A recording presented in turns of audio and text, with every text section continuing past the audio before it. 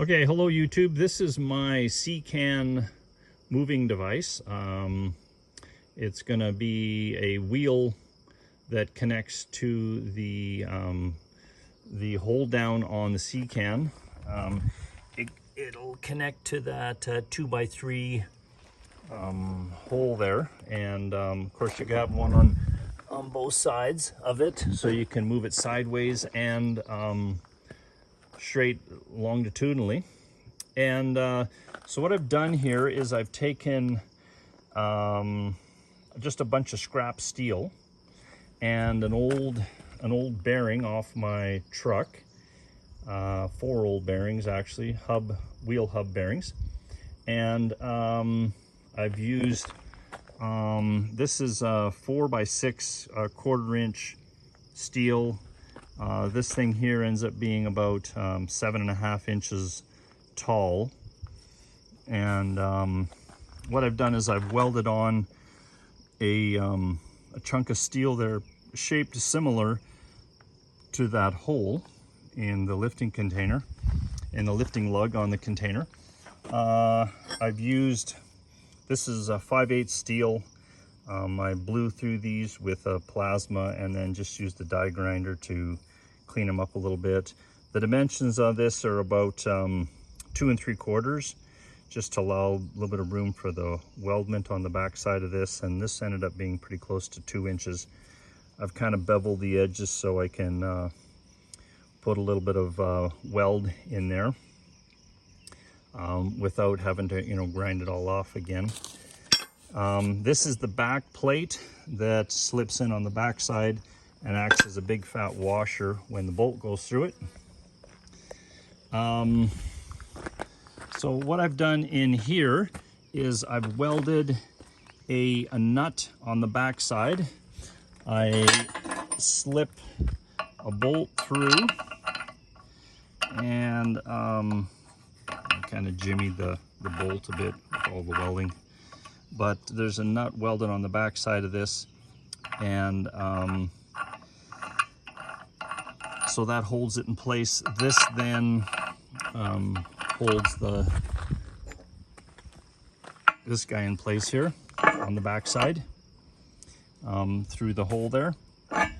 They are a little bit difficult to do up, but I found that the dimensioning in that hole is actually sufficient so that you can have a 30-degree rotation on your wrench, and so you can very slowly tighten them. It is a bit of work, but that's the only way I could find to tighten them. I tried to keep the threads clean. I'm not using this bolt, of course, because it's a bit jimmied, but so I think it's a reasonable way to hang on to that. I think there's sufficient weldment in here. On the tops and the bottoms, I didn't grind it off as much because I left a little bit of space here. On the sides, I've ground them pretty flush. On the tops and the bottoms, I've boxed this in just for extra strength, and I just used this just standard 1/4-inch plate, just garbage, that I plasma cut.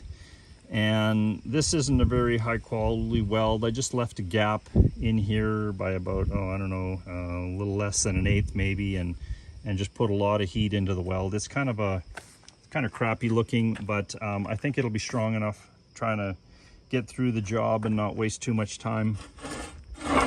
On the this bearing installation, what I've done is I plasma cut this, and I just used just washers that I had around as the dimensional guide for this. And it just so happens that washer almost works out perfect for the bearing I'm using. I actually cut up one of these bearings to use as a template, just so I could figure out where to drop the holes in. And then I'm using another washer as a template to just cut out each of the holes. I've used an ink pen there to daub the center of those once it's placed in there. That actually works pretty good. It's not perfect, nothing's perfect. And then of course I die grind those out once I have the plasma cut out of that. Then what I've done is just run their metric, in my case, metric bolts on the back side of that wheel hub, and just come in from the bottom with a lock washer and a washer. And then I've tightened that all up first. I get this nut on here, weld that on first as well. So everything on the inside is complete. Then I weld out the boxing on each end.